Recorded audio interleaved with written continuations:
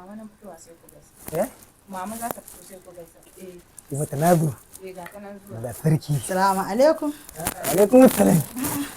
Ya wani mama. Lafiya lau. Ai sallah lafiya. Lafiya kalau. Kina zo na Aisha bata kawo mai dan abin sha ba. Ta kawo mai abin sha. Ya ta dawo za ta dawo. Za ta kawo min abin sha. Ya sarki. Ka ga yadda kai kyau ka burge ni. Sai na ji ma ina son ka. Kira sai. Sai na ji ina son ka ni. Na so ne. Dan kina da ke ne. Mun na fi son ki matan ki ne. Na nuna mu hoton ki a wayanta na ganki kina da kyau. To ka gani kar ka ƙara cewa kana son ta. Rabu da ita. Na rabu da ita wanda. Ya yake nan ka yake ne. Allah kina da kyau. To in ta zo fa ka nuna mata komai.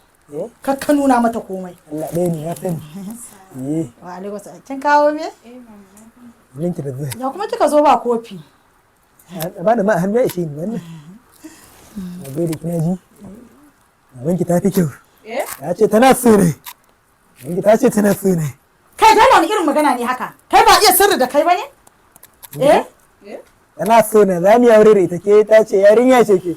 Ta ce riƙe ta da kyau amana.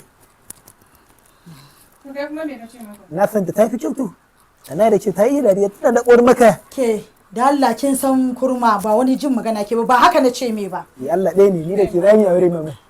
Kai mama haka fa kika mun san da na kawo SK kika ce shi ma fa kina san shi. Duk wanda na kawo mama sai ki ce kina san shi shi ma wannan ɗin yanzu mama kin ce kina san shi. Ni zaki mashari a gaban saurayinki?